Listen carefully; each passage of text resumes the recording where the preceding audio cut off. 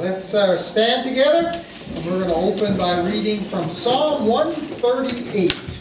Psalm 138, the first 5 verses. Great words of praise and exaltation to our Lord, the mighty God. Let's read it together.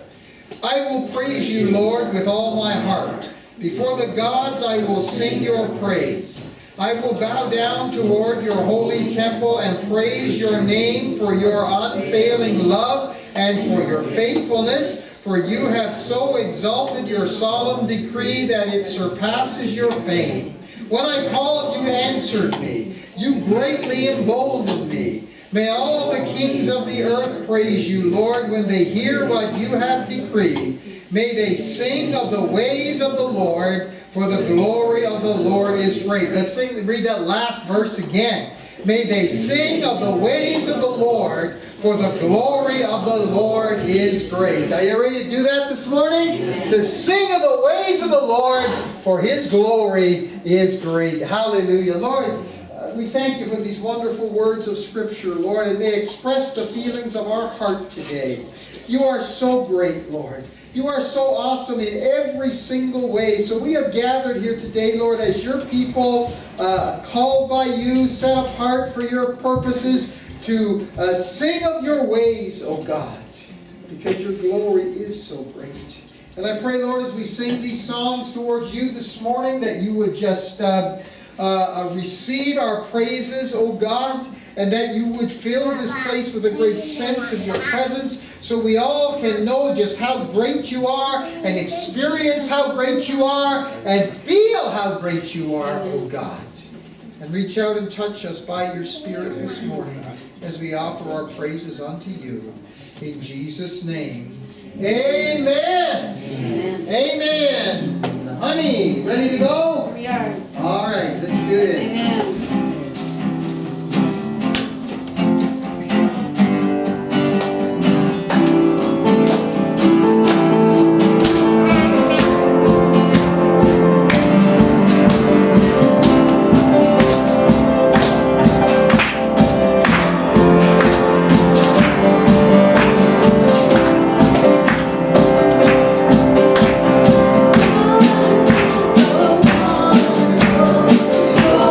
So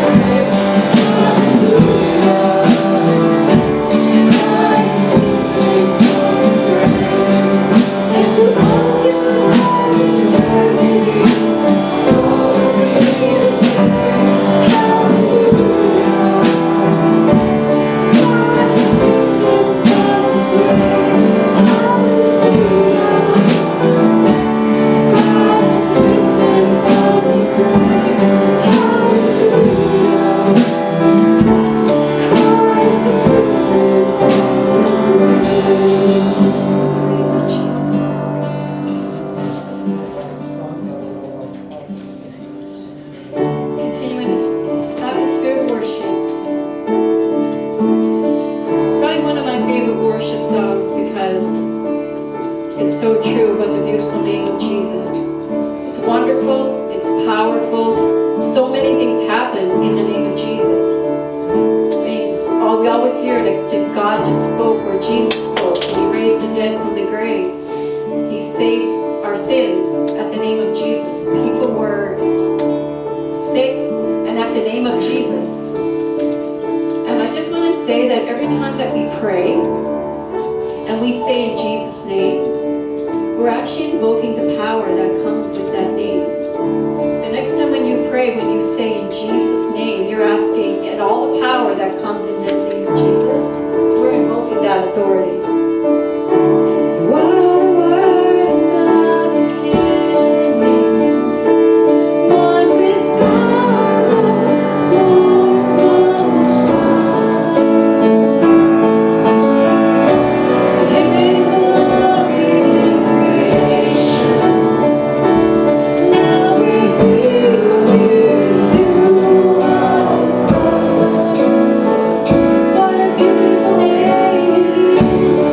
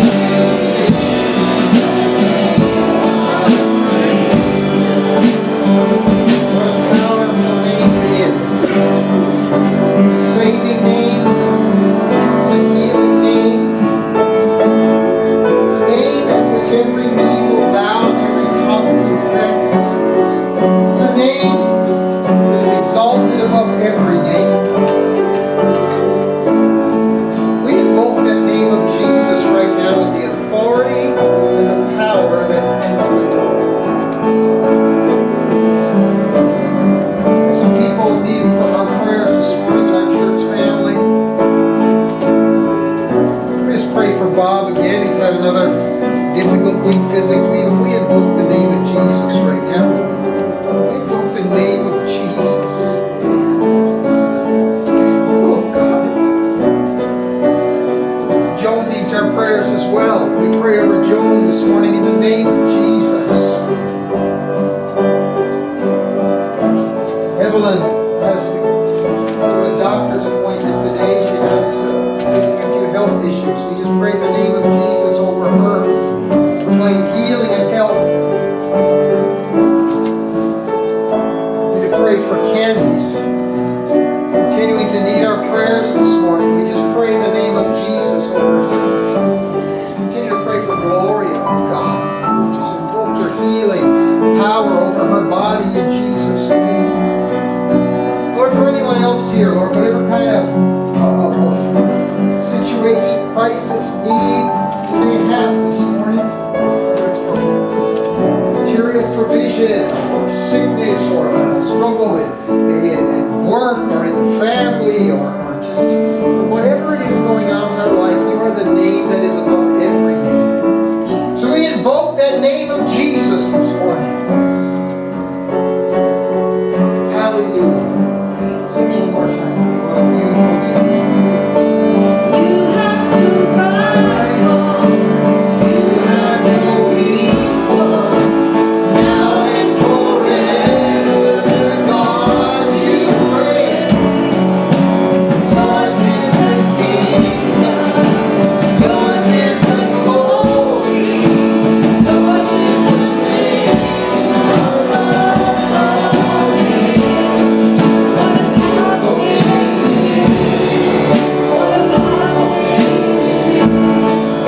The name of Jesus Christ. What a powerful name. Nothing else matters. What a powerful name. The name of Jesus. What a powerful name. Hallelujah. So Lord, we glorify your name today. God has highly exalted him and given him the name that is above every other name. With the name of Jesus, every knee should bow and every tongue confess that Jesus Christ is Lord, to the glory of God the Father.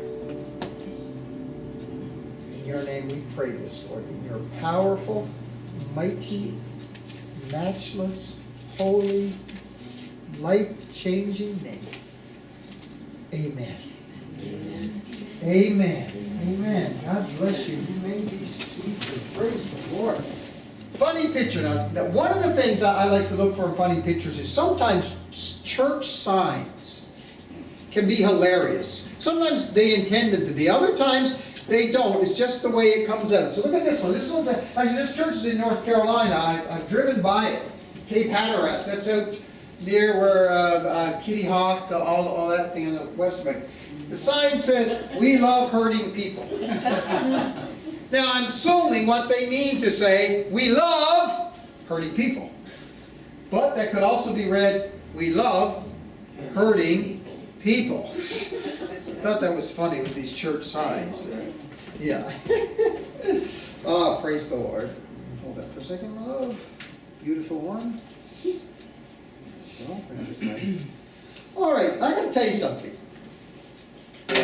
Last Sunday, I preached a story from the Word of God about forgiveness, the story of the unmerciful servant, and I said it was going to be the first of a two-part series on forgiveness. Well, as I began to put the second part together, I began to realize there's a lot more to be said. So I had three choices. One, I could keep you here for 2 hours. No. Oh, my wife first one said no. Number two, I could really rush through a lot of more points about forgiveness. Or number three, I could turn a two-part sermon into a three-part sermon. Yeah. So what I want to talk about this morning is the art of forgiveness. We want to be able to glean and absorb it, and so don't forget. I mean, it's important you don't rush. Okay. And The art of forgiveness. And so I'm going to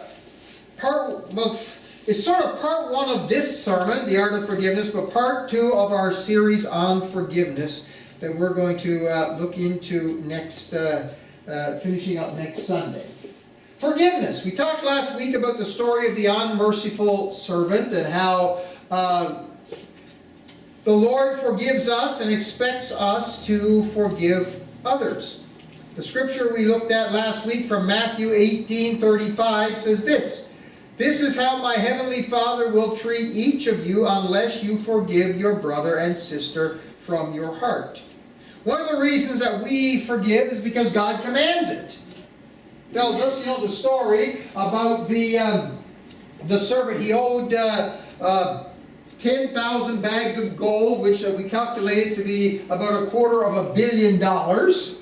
And the king forgave him his debt, but then he went out and went to a fellow servant who owed him 100 silver coins, which was about 15 grand in our money. And he choked him and had him thrown into prison. And when the king found out about it, he rescinded the forgiveness of his debt and had him thrown into prison and tortured.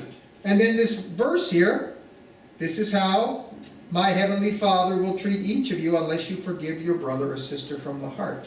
One reason we forgive is because it is a command. Secondly, we forgive because we have been forgiven. It says in Ephesians 4:32, and I'm going to come back to this scripture later, is "Be kind and compassionate to one another, forgiving each other, just as in Christ God forgave you." You would think that forgiven people would make the best forgivers. We've been forgiven a massive debt by the Lord. I read this quote just this week from a guy named Brian McGill, who's I'm trying to remember, he's a best-selling author. He has a book on the New York Times bestseller list, and he said this: "The ability to forgive is one of man's greatest achievements." The ability to forgive is one of man's greatest achievements. So two things that I want to talk about in this message this morning is, one, we're going to talk about what forgiveness is not.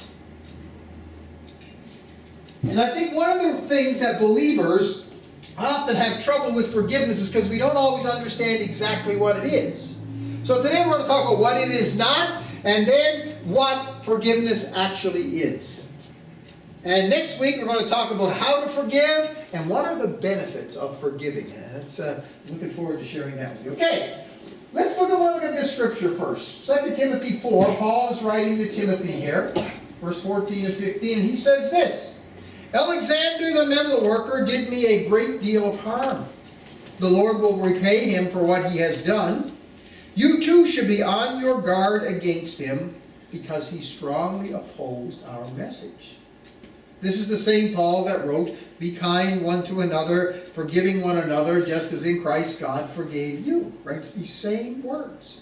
So the first thing forgiveness is not saying this behavior was okay. And I think that's what a lot of people struggle with.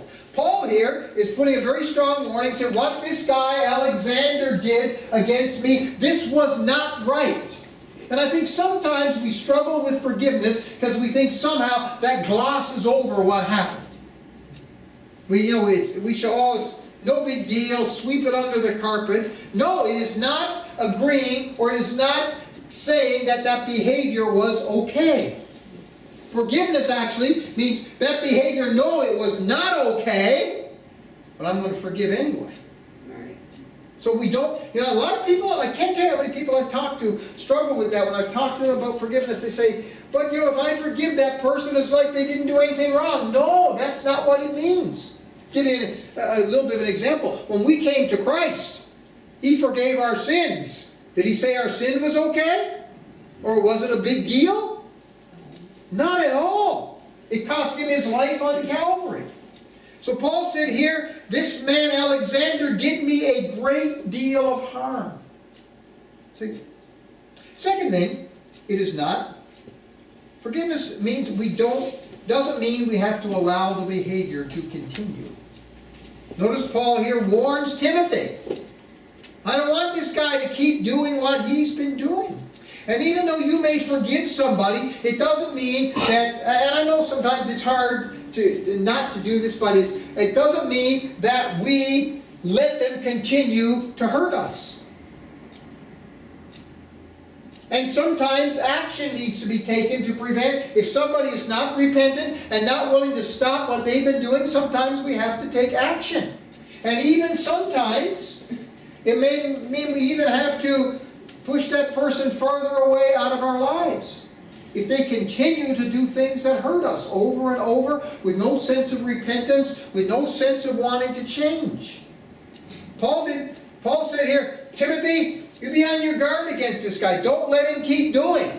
It's probably someone who came into the church, caused trouble, and Paul says very clearly, Timothy, put a stop to this. Be on your guard against him. Don't let him get close to you. Because he has done some terrible, terrible things. It doesn't mean we allow that behavior to continue. Sometimes bad behavior needs to be called out. Sometimes it needs to be dealt with. Forgiving someone doesn't mean I'm going to allow you to keep doing this over and over and over again. One great example again, parents with our children. They do wrong. We correct them, but we try to prevent them from doing it again. Do we forgive? Absolutely. Third thing, and this is a big one, is it doesn't mean we'll have warm feelings towards that person. Quite often, this is another struggle a lot of people have. They think forgiving someone means I'll feel all warm and fuzzy inside towards them right away. No, it doesn't. Forgiveness, as we'll talk about later in the message, is about actions, not about feelings. Look at this. Paul wrote these words again. Oh, this is Paul stuff. In Ephesians 4:16, he said this, in your anger, do not sin. Now, obviously, do you think Paul felt warm, fuzzy feelings towards this guy, Alexander? Oh, I really love, I just think so highly of Alexander, but be on your guard again. No. In your anger, do not sin. Meaning, we can be angry. Notice it says, do not be angry. Many times when people do something to us, to hurt us, to whatever, and we can get angry about it. And it's not wrong to be angry with somebody. Glad of that. Glad that when my wife, she occasionally gets angry against me. Beautiful one. Not the beautiful one. We can get angry. We can be angry with our children. You ever be angry with your kids? I have. But do not sin. It's what you do, not how you feel. And sometimes if someone really hurts you, it may take a long time for the feeling to go away. In fact, I have certain people in the past that have done things to me that I have forgiven, that I have in some ways even reconciled with, but deep down there's still, when I think back to what happened, that hurt still comes apart. It's not about feeling warm to that person. It's also not about trusting that person again. Notice, Paul says about Alexander, be on your guard. Let me give you an illustration. Let's say someone wants to borrow your car. You are kind, say, yeah, you can borrow my car. And they go out there, and driving recklessly, they get in an accident that's 100% your fault. Okay, let's say a few weeks later, they ask to borrow your car again. And you're trying to be the nice, forgiving Christian, you say, okay, but this time, be really careful. They go out and the same thing happens. Then they ask to borrow your car a third time. Sorry, no. Now, but here's what you could say. But if you need to go somewhere, I'll give you a ride. That's a forgiving heart. But I'm not trusting you with my car. When trust has been betrayed, it needs to take time to be rebuilt. Forgiveness is not the same as reconciliation. Here's the difference. Forgiveness is about me. What I am choosing in my heart to do for someone else. Reconciliation is about us. It takes two people. And particularly if someone has done something to damage the relationship with you, it's going to take effort on their part to bring about reconciliation. You just have to be ready to respond to that well. Forgiveness doesn't mean you trust somebody right away again. No. Also, forgiveness does not mean not allowing someone to experience the consequences of their behavior. Some behaviors lead to consequences of different sorts. And you can forgive somebody without necessarily meaning that person gets off the hook from the consequences of what they've done. I'll give you some examples. Sometimes there are spiritual consequences. Look at what Paul wrote here in 1 Timothy 1. Again, he's speaking about Alexander again. He says, holding on to the faith and a good conscience, which some have rejected, and so have suffered shipwreck with regard to the faith. Among them are Hymenaeus and Alexander, whom I have handed over to Satan to be taught not to blaspheme. Woo! This is the same Paul that's saying, be kind to one another, compassionate, forgiving one another. And yet this guy, Alexander, along with his friend Hymenaeus, he says, I'm handing him over to Satan so he will be taught not to blaspheme. And sometimes, even in churches, something that thankfully doesn't happen too much, but sometimes we have, we talk about updating our Constitution regularly. If you read in there, there are grounds that someone who's a member could be disciplined by the church. Paul in another place talks about certain people. He said if they don't repent of what they're doing, put them out of the church. Some people often say whenever that happens, we're a church, we're supposed to love people. Yes, but loving and forgiving does not mean removing the consequences. Sometimes there are legal consequences. Someone comes, breaks in your house, steals your stuff. I remember one time, I tell you. One time when I was pastoring in Coquitlam, somebody broke into my office, stole my computer and my guitar that I had since I was 15 years old. Whoo, was I upset. I actually cried. Computers can be replaced and guitars can, but not one. You've had one since you were 15.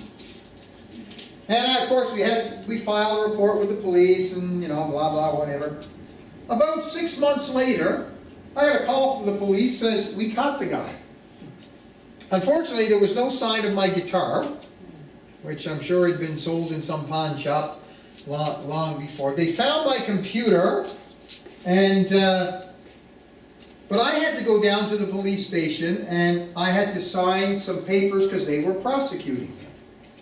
Now, was I have a forgiving heart? Yes. But I wasn't going to say, no, don't. I mean, this is somebody who obviously breaks the law. They need to pay the consequences. Look what, next slide there, Naaman. It says this, for the one in authority is God's servants for your good. If you do wrong, be afraid, for rulers do not bear the sword for no reason. Look at this. They are God's servants, agents of wrath to bring punishment on the wrongdoer. See, that's why God has instituted authority, to enforce the laws. So sometimes there will be legal consequences, and you may have a full forgiving heart. I knew a person one time where I heard the story of a person who somebody had done something to them. They were caught, charged in court, and that person went and testified against them. The person was convicted and sent to prison, but then the person who testified against them regularly went to the prison and visited them. That's forgiveness in the heart, but still there are consequences to be paid. And then there are disciplinary consequences. Hebrews 12, 6-9. The Lord disciplines the one he loves, and he chastens everyone he accepts as his son. Endure hardship as discipline. God is treating you as children. For what children are not disciplined by their father? If you are not disciplined, and everyone undergoes discipline, you are not legitimate, not true sons and daughters at all. Look at this, verse 9. We all had human fathers who disciplined us, and we respected them for it. How much more should we submit to the Father of spirits and live? One time, when my son was maybe 2 or 3 years old, we're in a grocery store. And he did not want to be in there. And he let me know. And I warned him, and finally he pushed me over the limit. And I left my grocery cart, I picked him up in my arms, I started to walk out to the car, and as we're walking out there in the full parking lot where everybody can hear, he's screaming, "Daddy, Jesus said to forgive! Jesus said to forgive!" Preacher's kids, where do they pick up this stuff? Yes? But as you parents know, saying I'm sorry sometimes isn't enough. There has to be consequences. Even when we forgive our children, there would yet be consequences. So forgiving someone doesn't mean removing the consequences. Okay, so a lot of stuff about what forgiveness is not. Then what is forgiveness then? What does it really mean? First, for one, this is a big one. Not wishing for or planning for revenge. 1 Peter 3:9 says this, "Do not repay evil with evil or insult with insult. On the contrary, repay evil with blessing, because to this you were called so that you may inherit a blessing." Notice what Paul said about Alexander. Be on your guard. He's trouble. Watch out for him. But he says, the Lord will repay him. Paul's not trying to take revenge on him. He's just trying to make sure he doesn't do any more damage. I read this great quote from a Christian psychologist, Dr. Arch Hart. He said, "Forgiveness is giving up my right to hurt you for hurting me." Say that again. Forgiveness is giving up my right to hurt you for hurting me. That's usually the first thing that comes in our mind, doesn't it? When somebody doesn't hurt us, we want to lash out. We want to get back. One of the keys to understanding being a forgiver is stop thinking of yourself as a victim. We have this victim mentality in our culture, and it really hampers forgiveness because we all go around thinking we've been hurt and somehow we have to get even somehow in order to feel okay. No. Do not repay evil with evil. Paul said the Lord will repay him. We'll talk about this more next Sunday. We can leave justice. A lot of times we have a sense of justice. Injustice has been done to us. We want justice. Well, leave justice up to God. God is much better at it than you are. We are all limited, right? In what we can do. God is unlimited. Yeah, we'll talk more about that next week. But not wishing or planning for revenge. Giving up your right to lash back to hurt somebody because they hurt you. That's forgiveness. Secondly, and we talked about this a little bit earlier, it's displayed by actions, not feelings. Jesus said in Luke 6, verse 27, "But to you who are listening, I say, love your enemies, do good to those who hate you. Bless those who curse you, pray for those who mistreat you." You know, in the book of 1 John chapter 3, verse 18, the Apostle John, he's talking about love here, but we could easily substitute forgiveness. When he says, "Let us not love with words or speech, but in actions and in truth." You know, as long as I'll be honest. Sometimes, and my wife and I, we're coming in next month, 32 years of marriage, 99% of the time happy. But that other 1% of the time, which happens, sometimes one thing we have learned to do in our marriage, even if we are angry with each other, we'll still do nice things for each other. There, our marriage seminar we did back in February, I had my favorite picture of marriage, and I should have put it up here, but it shows an older couple, and they're sitting on a bench, and they're angry with each other. And the wife is sitting on one end of the bench, and you can tell by her face she's angry. And the husband is sitting on the other side of the bench, and he's angry too. And it's raining.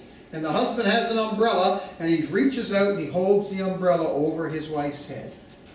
He's still mad, but he's still doing good. This is what we need to realize forgiveness is. Even when, the Bible talks about loving our enemies, doesn't mean we're going to feel these, warm feelings inside. No, but it's what we do. Love is shown by action, and forgiveness is shown by actions. We may not feel, as I said earlier, we may not feel okay about that person for a while. But what do we do? How do we act? How do we treat them? It says here, do good to those who hate you. Love is displayed, or forgiveness is displayed by actions, not feelings. Let's remember that. I think sometimes people can completely misunderstand this part of forgiveness. That it's not about how you feel inside, it's what you do with those feelings. Thirdly, forgiveness is letting go of anger and bitterness. You can feel hurt still. It doesn't say again letting hold of hurt. That sometimes takes a while. But letting go of anger and forgiveness. Ephesians 4:31 says, get rid of all bitterness, rage, and anger, brawling and slander, along with every form of malice. Notice earlier the scripture we read when it says, in your anger do not sin. The very next part of that verse says, do not let the sun go down on your anger. Now, let me just clarify something. We don't need to get legalistic about it and say, if I'm angry with somebody, I have to resolve that anger before the day is out. Sometimes it doesn't always work. But here's what it does teach us. It's okay to get angry, you just can't stay angry. At some point, and it may take more than a day, let's be honest, but at some point you got to let that go. We can do two things about anger. Don't sin, don't let anger cause you to sin, and eventually it's got to go. We can't live in that constant state of anger. Here's what a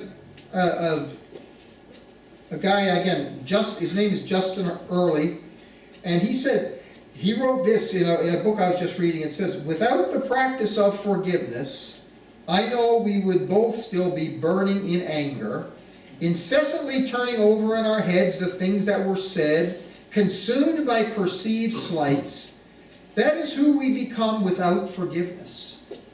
But because of the grace of Jesus for us, this conflict became the door to deeper grace.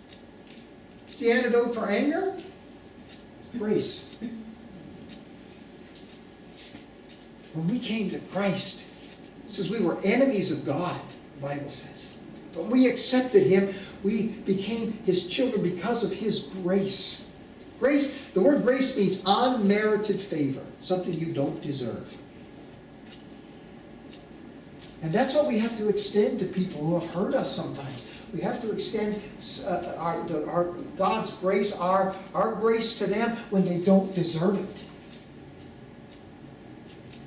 Got to let go. Anger and bitterness will consume you. It will keep you awake at night. One of the things we're going to talk about next week in the benefits of forgiveness is unforgiveness can have physical consequences.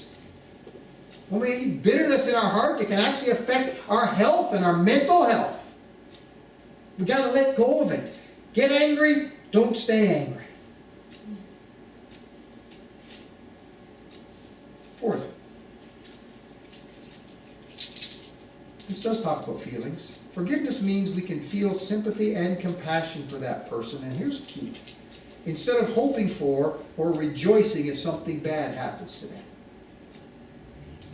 We may not take revenge. But if we, again, now we're not talking about someone suffering the consequences of what they've done. But if someone hurts you, let's say in an unrelated matter, someone has done something to you, and suddenly you hear the next week that they fell and broke their leg. Yeah, ha ha. You know? Or you hear that they received some achievement, and you're like, that's not fair. And that's tough for us as human beings. But one of the signs we've truly forgiven someone is when you can have compassion for them if something bad happens to them. I'll tell you a great story.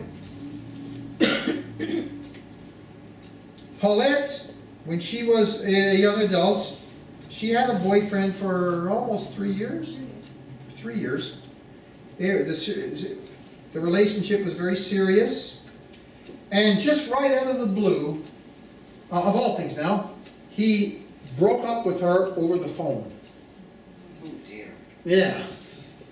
Over the phone. And time went by, she healed, she met someone way better. At least I'd break up with you in person if I... phone and send you an email. I won't be anywhere near you if you're mad. And you know, it took a while. She carried this hurt with her a long time. And later in his life, he found himself in some difficulties. But just a few months ago, his dad died.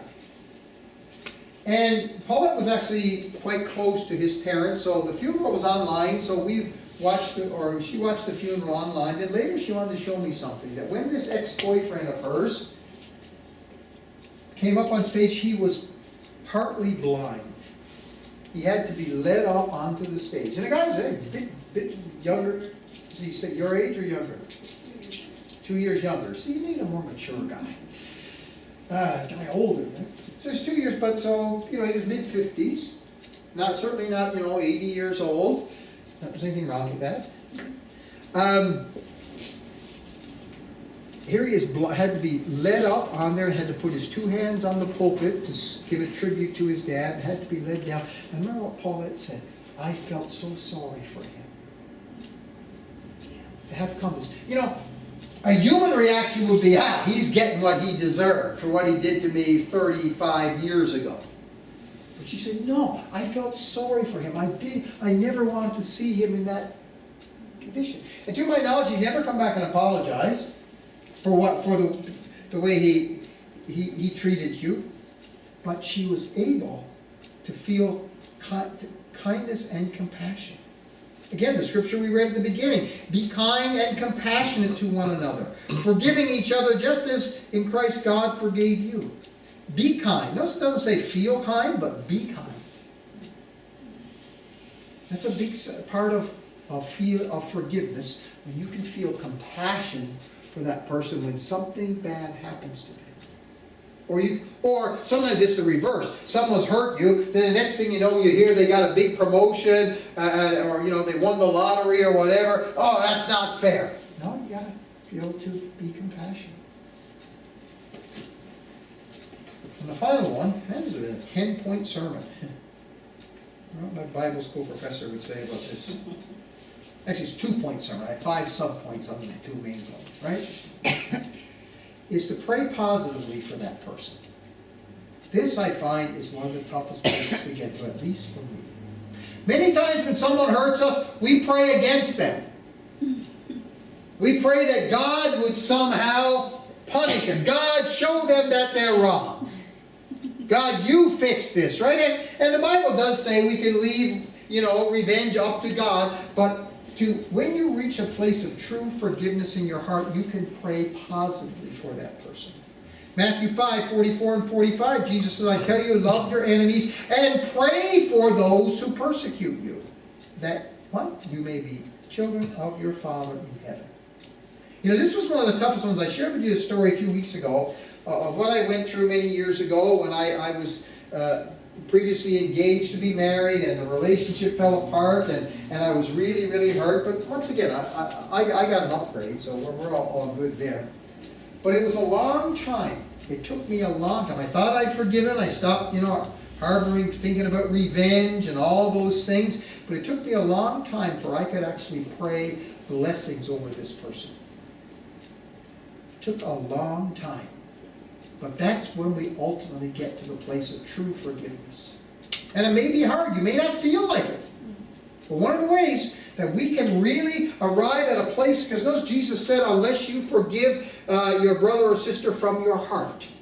One of the ways we can know we've arrived at that place of forgiveness in our heart is when we can actually pray positively for someone who hurt us.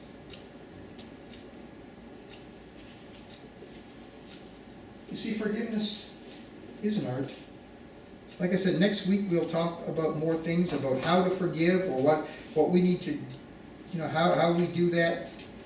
And particularly how it benefits us. There are 4 benefits to forgiveness. We'll talk about that next Sunday as well. But I just want to finish with these things. With this. We have all been forgiven by God. Forgive one another even as God, for Christ's sake, has forgiven you. Okay, we didn't start there. We've all been forgiven. You would think that forgiving people would be the best forgivers. You know, I was reading something this week about, I have a cousin who just went through a big treatment of chemotherapy, and in one of her messages she said that they have people who come into that unit who beat cancer, to be there and comfort and support those who are still going through it. So again, somebody who's overcome it is good for helping those who are going through it. Well, you would think that people who have been forgiven by God would be the best forgivers. So that's where it starts with. We've all, again, this goes into last week with the story of the unmerciful servant. Secondly, we have been and we will all be wronged by others. Let me just throw this out there. Anyone here never been hurt by someone else? If you do, please give me your secret. I would love to know. You need to write a book. It'll go to... Never been hurt by someone. Every one of us has been, and probably even as we move forward, will be wronged by others. This even increases when you get married. True. Can't live with someone day in and day out and not occasionally do something to hurt that person. We're not perfect. We will do it. We've wronged others. We will be wronged by others. And if we don't learn to forgive, this is going to be a big issue in our lives. Also realize forgiveness is often difficult.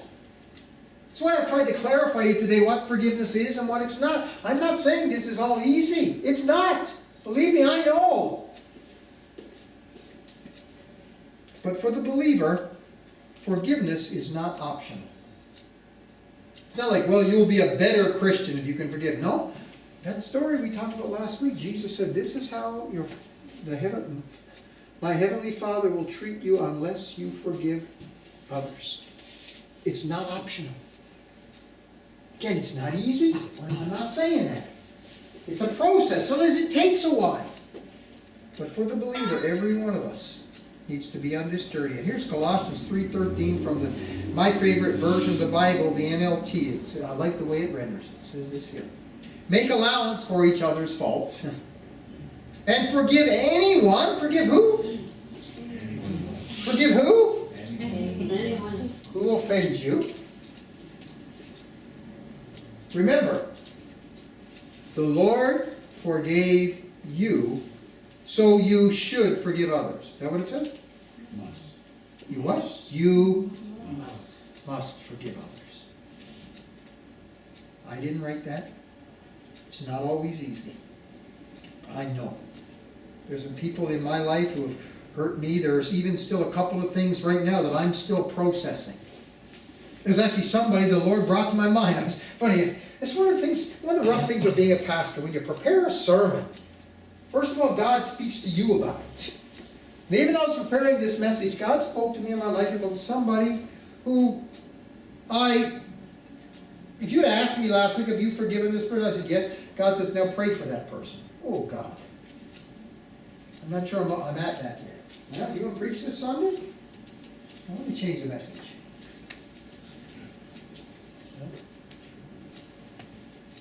We must forgive. It's not optional. So here's what I want us to do at the end of the service. This is something really, really profound but simple. Everyone all stand with me. I'm not going to give an altar call and ask you to raise your hand or any such thing. We're just going to take a few moments to pray. If you want to pray silently, you can. If you got the guts to pray out loud, go ahead. But I want you to pray now for someone who has hurt you. Someone who has hurt you that you still struggle with that hurt. And I want you to pray for them, not against them. Don't pray. Now, I'm not saying pray that they'll come to you and apologize. Yes, you can pray that. That's not a bad prayer. But pray God's blessing on that person who has hurt you. You just do that right now. Lord, the name, Lord. Just bring the name to everyone's heart right now, oh God. Lord, you have forgiven us so much. We have no right to be unforgivers after we've been forgiven by you of the most incredible, awful things that could ever be done. Lord, that person who's on my mind now, I pray your rich blessings on their lives. I pray, Lord, that they will prosper. I pray, Lord, you will answer their prayers. I pray, Lord, that that the difficulties in their life right now will go away. Lord, I pray for full and complete reconciliation with God. I pray, Lord, in Jesus' name. This person that I'm thinking about has some physical problems. Lord, I pray you would completely heal. In Jesus' name. This person has gone through some difficulties, Lord, and I pray that you would relieve those. But I do not want to rejoice over that at all. Or even to say it's their own fault, they had it coming. Lord, please keep my mind from that. Lord, teach us to be forgivers. Teach us to be forgivers. And there's one last word. The person you have just prayed for, if at all possible, go and do something nice for them this week. Even if that person doesn't live around you, you can still go up with something creative. I'm not talking about putting it all on the table saying we need to resolve this. Okay, we'll talk about that next week. But just do something nice for that person. And follow the teachings of the Word of God. The Lord forgave you, so you must forgive others. In Jesus' name. Amen.